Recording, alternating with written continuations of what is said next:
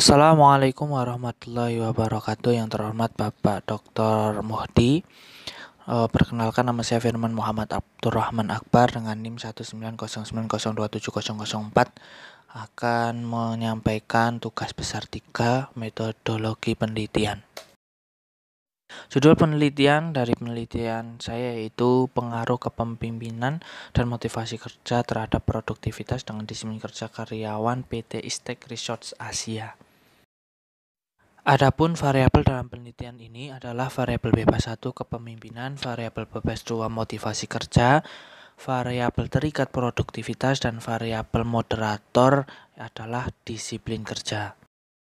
Adapun latar belakang perekonomian yang semakin pesat dewasa ini membuat sumber daya manusia menjadi unsur yang sangat penting bagi kemajuan perusahaan.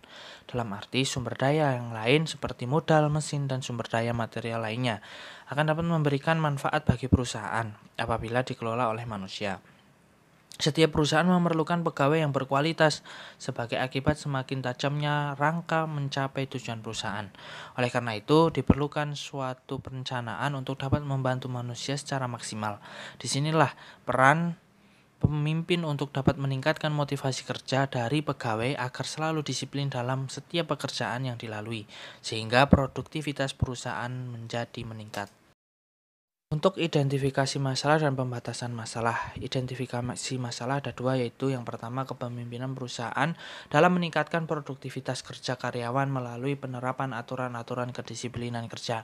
Yang kedua, memotivasi kerja karyawan agar mampu menciptakan produktivitas dalam bekerja melalui kedisiplinan kerja. Pembatasan masalah di sini ada 4 sesuai dengan rencana judul bahwa variabel bebas dan terikat dalam penelitian ini tadi untuk variabel bebas kepemimpinan. Kemudian yang variabel bebas 2 motivasi kerja, variabel terikatnya produktivitas, dan variabel moderator disiplin kerja. 4 variabel ini yang menjadi pembatasan masalah. Perumusan masalah ada 4. Yang pertama adalah apakah terdapat pengaruh langsung variabel kepemimpinan terhadap variabel produktivitas. Yang kedua, apakah terdapat pengaruh langsung variabel motivasi kerja terhadap variabel produktivitas. Yang ketiga, apakah terdapat pengaruh tidak langsung variabel kepemimpinan terhadap variabel produktivitas melalui variabel disiplin kerja. Dan yang terakhir, apakah terdapat pengaruh tidak langsung variabel motivasi kerja terhadap variabel produktivitas melalui variabel disiplin kerja. Penelitian. Adapun kegunaan penelitian ini yaitu untuk latar penelitian. Penelitian ini melakukan penelitian terapan dengan meneliti masalah perusahaan terkait manajemen kepemimpinan untuk memotivasi kerja dalam mengelola karyawan dengan menerapkan peraturan yang dapat meningkatkan disiplin kerja sehingga mampu menciptakan produktivitas kerja karyawan yang efektif dan efisien. Deskripsi teori, ada variabel bebas pertama yaitu kepemimpinan. Menurut James M. Black dalam Samsudin tahun 2010 halaman 78, kepemimpinan adalah kemampuan meyakinkan dan menggerakkan orang lain agar mau bekerja sama di bawah kepemimpinannya sebagai suatu tim untuk mencapai suatu tujuan tertentu. Untuk variabel bebas 2 yaitu motivasi kerja, menurut Stoker dalam Kadarisman tahun 2012 halaman 278. Dalam konsepnya mengemukakan bahwa motivasi kerja adalah sebagai pendorong bagi seseorang untuk melakukan pekerjaannya dengan lebih produktif. Untuk variabel terikat yaitu produktivitas kerja menurut Sadarmayanti tahun 2017, produktivitas adalah perbandingan antara output hasil dengan input masukan. Kemudian untuk variabel moderator disiplin kerja, menurut Hasibuan tahun 2016, setiap pemimpin dikatakan efektif dalam kepemimpinannya jika para bawahannya berdisiplin dengan baik. Nah, sementara menurut Kartono, disiplin bisa berhasil bila pemimpin bersikap arif, bijaksana, memberikan teladan, berdisiplin, dan menerapkan seluruh prosedur dengan konsekuen. Meningkatkan kedisiplinan merupakan bagian penting di dalam manajemen sumber daya manusia dalam upaya untuk meningkatkan produktivitas kerja karyawan atau pegawai.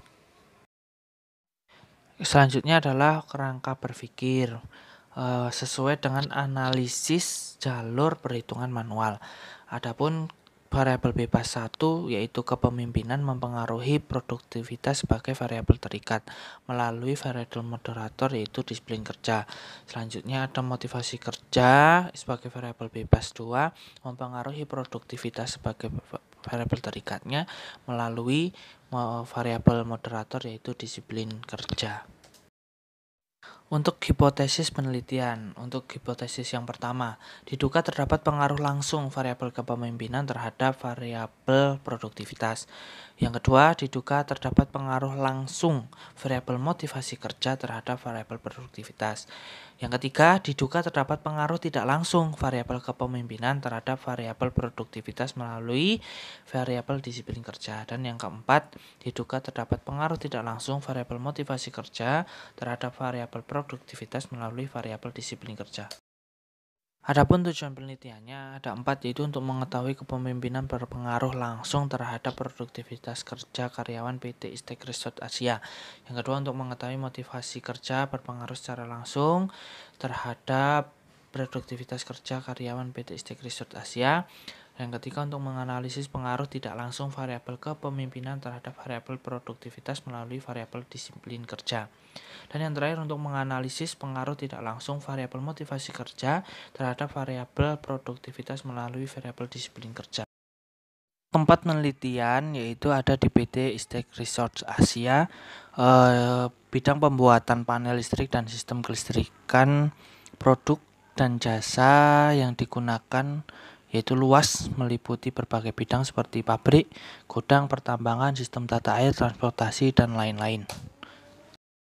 Selanjutnya, visi dan misi. Visi perusahaan menjadi perusahaan yang terbaik di bidangnya dan berorientasi pada kepuasan customer dan menghasilkan produk terbaik, sanggup bersaing di skala nasional maupun global. Adapun visinya ada 3, yaitu menggunakan teknologi dan sistem terkini, juga bahan baku berkualitas dalam melakukan proses produksi. Yang kedua, melayani customer dengan sepenuh hati, ramah, dan mampu memberikan solusi dari setiap masalah. Dan yang terakhir, kreatif, inovatif, dan selalu mampu mendapatkan cara untuk menghasilkan produk dan jasa yang terbaik. Waktu penelitian dimulai pada bulan Mei itu untuk penyusunan dan uji proposal. Adapun mulai pengumpulan data itu dimulai pada bulan Agustus. Penelitian ini dilaksanakan pada hari Senin 3 Agustus 2020 pukul 8 waktu Indonesia Barat sampai 17 waktu Indonesia Barat. Berdasarkan penelitian dari The European Journal of Epidemiology menunjukkan bahwa sebagian besar manusia modern merasa enggan untuk menghadapi hari Senin dengan berbagai macam alasan yang beragam. Banyak permasalahan yang menunggu dan harus diselesaikan pada hari itu dan hari selanjutnya. Hal ini dikarenakan banyak para pekerja dan karyawan yang harus kembali merasakan tekanan setelah berlibur dan beristirahat di akhir pekan. Metodologi penelitian. Dalam penelitian ini menulis menggunakan pendekatan kuantitatif. Pendekatan kuantitatif adalah pengukuran data kuantitatif dan statistik objektif melalui perhitungan ilmiah, berasal dari sampel orang-orang atau penduduk yang diminta menjawab atas sejumlah pertanyaan tentang survei untuk menentukan frekuensi dan persentase tangkapan mereka. Jenis penelitian ini menggunakan metode deskriptif yang bertujuan untuk menjelaskan serta merangkaikan berbagai kondisi, situasi, atau berbagai variabel yang timbul di lingkungan perusahaan yang menjadi objek penelitian ini berdasarkan apa yang terjadi. Tujuan metode deskriptif adalah untuk menggambarkan secara sistematis fakta dan karakteristik objek atau subjek yang diteliti secara tepat. Metode deskriptif dapat dilakukan pada penelitian studi kasus ataupun survei, dan dalam penelitian ini meneliti menggunakan format deskriptif survei. Satuan analisis. Satuan pengamatan adalah satuan tempat yang untuk memperoleh informasi tentang satuan analisis. Pada penelitian ini yang menjadi satuan pengamatan adalah PT Isteak Resort Asia. Satuan analisis adalah objek yang menjadi pusat perhatian daripadanya terkandung informasi yang ingin diketahui. Sedangkan yang menjadi satuan analisis adalah sistem manajemen kepemimpinan perusahaan dalam mengelola SDM. Populasi dan sampel. Dalam penelitian ini peneliti mengambil sampel dari populasi karyawan yang berjumlah 320 orang. Teknik pengambilan sampel menggunakan probability sampling dengan simple random sampling, yaitu pengambilan sampel secara acak dari populasi karena populasi dianggap homogen. Jumlah subjeknya kalau misalkan kurang dari 100 maka lebih baik diambil semua sehingga penelitiannya merupakan penelitian populasi. Tetapi apabila jumlahnya lebih besar, maka diambil sebanyak 10-15% atau 20-25% atau lebih. Oleh karena itu, jumlah sampel ditentukan sebanyak 10% dari besar populasi, tingkat kesalahan, dan sampel. Jadi, sampel penelitian ini menurut tabel Isaac dan Michael sebanyak 147 orang. Hipotesis statistik pengujian hipotesis secara parsial dilakukan dengan menggunakan rumus uji T. Hipotesis yang diajukan penelitian adalah sebagai berikut. Tidak ada pengaruh variabel X terhadap variabel Y, dan yang kedua ada pengaruh variabel X terhadap variabel Y. Untuk mengetahui apakah hubungan yang ditemukan dapat digeneralisasikan atau tidak, rumus pengujian hipotesis yang digunakan adalah sebagai berikut. Nilai T hitung tersebut selanjutnya dibandingkan dengan T tabel sebagai titik krisis atau daerah krisis. Kriteria yang digunakan adalah HO ditolak dan HI diterima. Apabila T hitung lebih besar daripada T tabel dinyatakan signifikan atau diterima, atau nilai sig lebih kecil daripada A. Yang kedua, HO diterima dan HI ditolak apabila T hitung lebih kecil atau sama dengan T tabel dinyatakan tidak signifikan atau ditolak, atau nilai sig lebih besar atau sama dengan daripada A. Teknik pengumpulan data dalam penelitian ini menggunakan teknik pengumpulan data yaitu kuesioner, suatu teknik pengumpulan data yang dilakukan dengan cara memberi seperangkat pertanyaan tertulis kepada responden untuk menjawabnya. Kemudian pertanyaan disusun dengan memperhatikan prinsip-prinsip penulisan angket seperti tujuan pertanyaan, bahasa yang digunakan, tipe dan bentuk pertanyaan, panjang pertanyaan, urutan pertanyaan, penampilan fisik angket, dan sebagainya.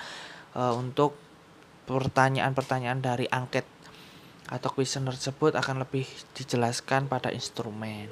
Oleh karena itu, peneliti melakukan kontak langsung dengan responden yang berada di PT Istex Resort Asia. Dalam penelitian ini, peneliti menggunakan angket tertutup yang disajikan dalam rangkaian alternatif, dan responden cukup memberi tanda silang, melingkar, atau mencentang sesuai permintaan pada jawaban yang dianggapnya sesuai dengan keadaan dirinya. Selanjutnya adalah instrumen penelitian. Dalam penelitian ini, instrumen penelitian digunakan adalah kuesioner atau angket dengan skala Likert. Nah, di sini ada tabel rentang skala Likert. Pertanyaan sikap ada positif dan negatif. Kalau sangat sesuai positif 4, negatif 1, sesuai positif 3, negatif 2, tidak sesuai positif 2, negatif 3, dan sangat tidak sesuai positif 1 dan negatif 4. Berikut ini adalah operasional variabelnya. Ada variabel bebas 1, 2, terikat, dan disiplin kerja. Kemudian setiap variabel memiliki dimensi dan indikator, dan di situ menjadi suatu bahan untuk membuat pertanyaan. Ada 30 pertanyaan. Nomor item 1 sampai 30. Selanjutnya adalah rencana analisis data. Dalam penelitian ini, statistika deskriptif dilakukan untuk menjawab identifikasi masalah penelitian pertama dan kedua yang telah ditetapkan. Teknik analisis deskriptif digunakan untuk menganalisis gambaran variabel. Secara khusus, analisis data deskriptif yang digunakan adalah dengan menghitung ukuran pemusatan dan penyebaran data yang telah diperoleh, dan kemudian dilanjutkan dalam bentuk tabel dan grafik untuk menjawab rumusan masalah nomor 1 dan rumusan masalah nomor 2. Maka teknik analisis data yang digunakan adalah analisis deskriptif. Adapun selanjutnya yaitu langkah-langkah analisis data deskriptif. Yang pertama, penyajian data melalui tabel berdasarkan angka frekuensi dan persentase, seperti contoh tabel di samping. Ada nomor 1 sampai 4, alternatif jawaban sangat sesuai, sesuai, tidak sesuai, sangat tidak sesuai, frekuensi dan persentasenya. Yang nomor 2, membuat grafik. Penyajian data melalui tabel yang kemudian dipresentasikan dan dibuat grafiknya. 3, perhitungan skor rata-rata digunakan untuk mengetahui gambaran variabel. Dan yang terakhir, perhitungan rata-rata jawaban responden dibandingkan dengan menggunakan nilai kriteria yang dapat ditentukan sebagai berikut. Rentang dan penafsiran. Kalau rentang dari 1 sampai 175 dan seterusnya. Kemudian penafsiran ada variabel X, variabel Y. Variabel X ada sangat buruk, buruk, baik, sangat baik. Kalau variabel Y ada sangat rendah, rendah, tinggi, dan sangat tinggi. Demikian presentasi dari saya. Apabila banyak sekali kekurangan, kesalahan, kami mohon maaf yang sebesar-besarnya. Sekali lagi saya ucapkan terima kasih sebanyak-banyaknya kepada Dr. Muhdi yang sudah membimbing dan mengarahkan untuk mata kuliah metodologi penelitian. Sekian, wassalamualaikum warahmatullahi wabarakatuh.